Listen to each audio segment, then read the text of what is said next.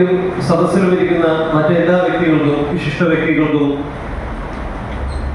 അതിഥികൾക്കും, നമ്മുടെ യൂണിയന്റെ ഭാരവാഹികൾക്കും, മെമ്പേഴ്സിനും എല്ലാവരെയും ഈ വേദിയിലേക്കും സദസ്സിലേക്കും ഈ ജില്ലാ സമ്മേളനത്തിലേക്കും വിനയപൂർവ്വം സ്വാഗതം ചെയ്തു. ആദ്യമായി നടത്തിയ സമരം എന്ന് പറയുന്നത് വിഷുദിന പട്ടിണി സമരമാണ്. സംസ്ഥാന കമ്മിറ്റി ആഹ്വാനം ചെയ്ത ആദ്യത്തെ ഈ കൊല്ലം ജില്ലാ കമ്മിറ്റി രൂപീകരിച്ചതിന് ശേഷമുള്ള ആദ്യത്തെ സമര പരിപാടി. ആ സമര പരിപാടി വൻ വിജയമാക്കുവാൻ വേണ്ടിയിട്ട് ഞാൻ ഉൾപ്പെടെയുള്ള നമ്മുടെ ജില്ലാ ഭാരവാഹികൾ ഉൾപ്പെടെ നമ്മുടെ മെമ്പർമാരെല്ലാവരും വളരെയധികം ആവേശത്തോടു കൂടി എടുത്ത ആ ഒരു സമരപരിപാടി വൻ വിജയമാക്കുവാൻ നമുക്ക് സാധിച്ചു.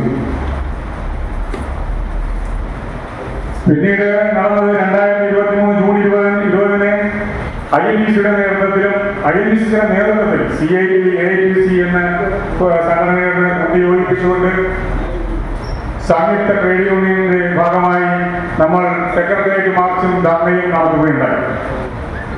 അതിലും കൊല്ലം ജില്ലാ കമ്മിറ്റിയുടെ ശക്തമായ പ്രവർത്തനത്തിലുപരി മെമ്പർമാരെ പങ്കെടുപ്പിക്കുന്നതിനും കൊല്ലം ജില്ലയ്ക്ക് സാധിച്ചു. പിന്നീട് സംസ്ഥാന കമ്മിറ്റി ആഹ്വാനം ചെയ്ത് നമ്മുടെ സ്ഥാപക ദിനം ഡിസംബർ 28 നമ്മുടെ സ്ഥാപക ദിനം. നമ്മുടെ INDC-യുടെ കരുത്തുറ്റ നേതാവായ നമ്മുടെ ഇപ്പോഴത്തെ പ്രസിഡന്റ് ശ്രീ AK അബീസ് അവർ അതിലേക്ക് വരികയാണ്. ആഹ്വാനപ്രകാരം നമ്മൾ ഹെഡ് ഓഫീസിന് മുന്നിൽ മാർച്ചും ധർണയും നടത്തുകയുണ്ടായി. അതിൽ നമ്മൾ കൊല്ലം ജില്ല വളരെ ശക്തമായി തന്നെ ഇടപെടുകയും അതിന്റെ പ്രാതിനിധ്യം അന്ന് 23ഓളം ജീവനക്കാരെ അംഗീകൃതാലും കൊല്ലം ജില്ലയ്ക്ക് സാധിച്ചു.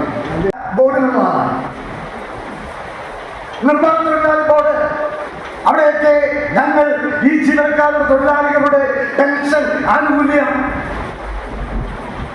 ജീവനക്കാരുടെ പെൻഷൻ, വിവാഹ ധനസഹായം, പ്രസവാനന്തര സഹായം, അങ്ങനെ നിരവധി സഹായങ്ങൾ ഒരു വർഷമായിട്ട് പെൻഡിങ്ങിലാണ്.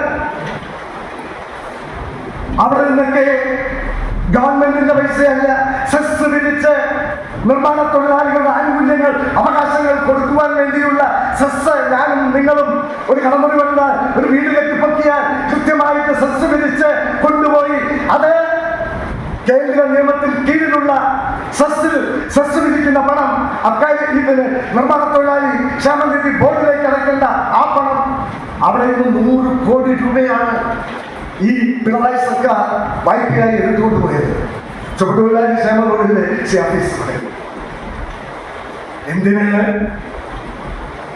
നമ്മുടെ ജീവനക്കാർക്ക് ഞാൻ അംഗമായ അക്കാര്യ തൊഴിലാളി ക്ഷേമനിധി ബോർഡിൽ പോലും മാന്യമായ ഒരു പെൻഷൻ കൊടുക്കാതിരിക്കാൻ ഒരു സാഹചര്യത്തിൽ പോലും മുഖ്യമന്ത്രിയുടെ, തൊഴിൽ വകുപ്പ് മന്ത്രിയുടെ ശാസ്ത്രീയം ദുശാസ്ത്രീയം അവിടെ നിന്നും പണം നമ്മുടെ അക്കൗണ്ടിൽ നിന്ന് ഗവൺമെന്റ് എന്റെ ഒറ്റയ്ക്കുള്ള പ്രതിഷേധം മാത്രമേ അവിടെ ഉണ്ടായിരുന്നു.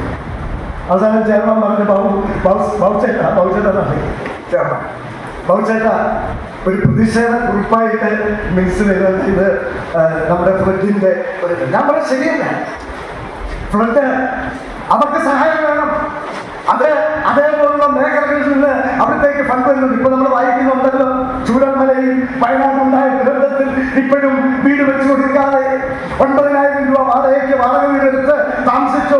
ആ 9,000 രൂപ കൊടുക്കാന്ന് പറഞ്ഞിട്ട് കൊടുക്കാത്ത ആളുകളാണ് കഴിഞ്ഞ ആഴ്ച അവിടെ വെള്ളപ്പൊക്കമുണ്ടായപ്പോൾ ഞങ്ങൾക്ക് വാടക 9,000 രൂപ ഇതുവരെ തന്നിട്ടില്ല.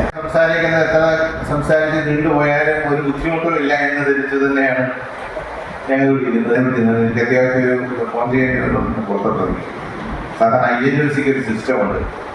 അത് ശ്രീ ആർ ചന്ദ്രശേഖരൻ ഉണ്ടാക്കിയെടുത്ത ഒരു കീഴ്വഴക്കമാണ്.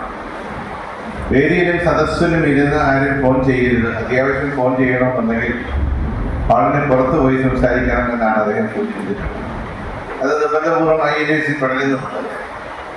അദ്ദേഹം ഇവിടെ സൂചിപ്പിച്ചതുപോലെ നമ്മുടെ മേഖലയിലൊക്കെ വരുന്നൊരു വിഷയം സംഘടനാ സംവിധാന രംഗത്ത് തൊഴിലാളി മേഖലകളിലൊക്കെ പലപ്പോഴും INTC ഉണ്ടാകുന്ന ഒരു വലിയ ബുദ്ധിമുട്ട് INTC ഭരണത്തിൽ ആരിയിരിക്കുന്നു എന്ന് നോക്കിയിട്ടല്ല ഒരു വിഷയത്തെയും കൈകാര്യം ചെയ്യും. കോൺഗ്രസ് ആണോ ഭരിക്കുന്നത്, കമ്മ്യൂണിസ്റ്റ് പാർട്ടിയാണോ അല്ലെങ്കിൽ മാർക്സിസ്റ്റ് പാർട്ടിയാണോ ഭരിക്കുന്നത്, മുഖ്യമന്ത്രി ശ്രീ പിണറായി വിജയനാണോ അല്ലെങ്കിൽ ഉമ്മൻചാണ്ടിയാണോ, കരുണാകരനാണോ, അയനാരാണോ എന്ന് ഒരിക്കലും നോക്കിയിട്ടില്ല. തൊഴിലാളികളുമായി ബന്ധപ്പെട്ട വിഷയങ്ങൾ വരുമ്പോൾ ആ വിഷയങ്ങളിലുള്ള എന്താണ് പ്രശ്നം, അതിനെ പരിഹരിക്കാൻ ആരാണ് അതിനകത്ത് മുൻകൈ എടുക്കേണ്ടത്, അത് സർക്കാരാണെങ്കിൽ സർക്കാർ ആരെന്ന് നോക്കാതെ നിലപാട് സ്വീകരിച്ചിട്ടുള്ള ഒരു സംഘടനാ സംവിധാനത്തിന്റെ ഭാഗമാണ് ഞാനും നിങ്ങളൊക്കെ. അതുകൊണ്ട് തന്നെ തീർച്ചയായും നമ്മളെ സംബന്ധിച്ചിടത്തോളം വളരെ പ്രധാനപ്പെട്ട വിഷയങ്ങൾ വരുന്നു.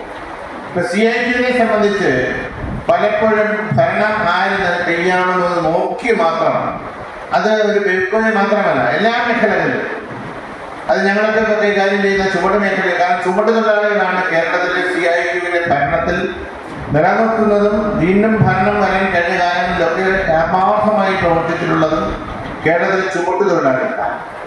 പക്ഷെ ആ ചുമട്ട് തൊഴിലാളികളെ മറക്കുന്നു എന്നും അതിൽ അവർക്കൊരു ബാധ്യതയായിട്ടാണ് പലപ്പോഴും കണ്ടുകൊണ്ടിരിക്കുന്നത്. CITനെ സംബന്ധിച്ചിടത്തോളം ചുമട്ട് തൊഴിലാളികൾ എന്ന് മാത്രം തൊഴിലാളികൾ തന്നെ നമുക്കൊരു ബാധ്യതയാണ്. ആ ഒരു വിഭാഗത്തിന് തന്നെ അവരൊക്കെ ബാധ്യതയായിട്ടാണ് കൊണ്ടുകൊണ്ടിരിക്കുന്നു.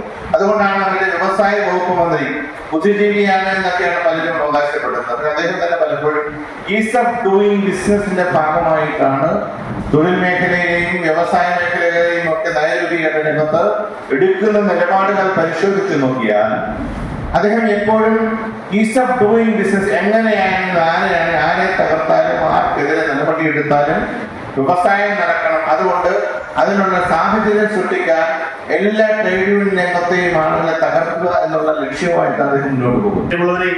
എല്ലാ മേഖലയിലും തൊഴിലാളികളെ ചൂഷണം ചെയ്തുകൊണ്ട് മുന്നോട്ട് പോകുന്ന ഒരു ഗവൺമെന്റ് ഈ സംസ്ഥാനം ഭരിക്കുന്നു. തൊഴിലാളി എന്ന് പറഞ്ഞാൽ ഇത് ഈ ഗവൺമെന്റിന് വളരെ വിഷമമാണ്. കാരണം തൊഴിലാളികളുടെ പേരിലൊക്കെയാണ് അധികാരത്തിൽ വന്നതെങ്കിലും ദന്തഗോപുരങ്ങൾ നന്ദി ഉറങ്ങുന്ന ആളുകളുമായി മാത്രമേ ഇത് പിണറായി വിജയനും അതിന്റെ കൂട്ടാളികൾക്ക് ബന്ധമുള്ളൂ. നവകേരള സദസ് നടത്തുമ്പോൾ അദ്ദേഹം പൗരപ്രമുഖരായി കാണും. ആരാ പൗരപ്രമുഖർ? വലിയ ടാക്സ് അടയ്ക്കുന്നവർ, വലിയ വ്യവസായം നടത്തുന്നവർ, വലിയ സമ്പത്തിന്റെ ഉടമകൾ, വലിയ സംഭാവന കൊടുക്കാൻ കഴിയുന്നവർ. പാർട്ടി ജില്ലാ കമ്മിറ്റിയോട് ആലോചിച്ച് അത്തരത്തിലുള്ള ആളുകൾ ആരൊക്കെയാണെന്ന് ലിസ്റ്റ് മേടിച്ച് ആ ലിസ്റ്റിൽ ഉൾപ്പെടുന്ന കക്ഷികളുമായിട്ടാണ് പിണറായി വിജയന്റെ പ്രഭാത ഭക്ഷണം, നവകേരള സദസ്. ഇത് മാർക്സിസ്റ്റ് പാർട്ടിയെ സംബന്ധിച്ചിടത്തോളം ആ മാർക്സിസ്റ്റ് പാർട്ടിയിലെ അടിയുറച്ച് വിശ്വസിക്കുന്ന, ആശയദാരിദ്ര്യമില്ലാത്ത, അവബോധമുള്ള ആളുകൾ വിശ്വസിക്കുന്നത് ഈ ഗവൺമെന്റ് അധികാരം വിട്ടൊഴിഞ്ഞു പോകണം. രണ്ട് സംഘടനകളും രണ്ട് കാറ്റഗറിയിൽ പെടുന്ന ജീവനക്കാരെയാണ് പ്രതിനിധാനം ചെയ്യുന്നത്. എന്നാൽ ബെവ്കോ എംപ്ലോയീസ് അസോസിയേഷൻ ഇവരിൽ നിന്നെല്ലാം വ്യത്യസ്തമായി ഈ മേഖലയിലെ മുഴുവൻ തൊഴിലാളികളുടെ ശക്തമായി അവരെല്ലാവരെയും അവരുടെ ആവശ്യങ്ങൾ അറിഞ്ഞുകൊണ്ട് മാനേജ്മെന്റിൽ നിന്നും ഗവൺമെന്റിൽ നിന്നും സമയബന്ധിതമായി ഭംഗിയായി ഒരു ശബ്ദമായി ഒറ്റ മുദ്രാവാക്യത്തോടെ നിന്ന് കേരളത്തിലെ ജനങ്ങൾക്ക് വലിയ പ്രതീക്ഷ നൽകി ആ വിജയം കരസ്ഥമാക്കി അതിന് വലിയ പങ്കാളിത്തം നൽകിയ എൻ്റെ പ്രിയപ്പെട്ട, ഞാൻ എന്നും പ്രസിഡന്റ് എന്ന് വിളിക്കുന്ന പ്രിയപ്പെട്ട PC വിഷ്ണുനാഥ് അവർക്ക് വേണ്ടി ഞാൻ ഈ വേദിയിൽ മാറി ഈ സമ്മേളനം ഉദ്ഘാടനം ചെയ്യുവാൻ പ്രിയപ്പെട്ട MLA സ്നേഹപൂർവ്വം ബെവ്കോ എംപ്ലോയീസ് അസോസിയേഷന് വേണ്ടി ഞാൻ ക്ഷണിച്ചുകൊള്ളും.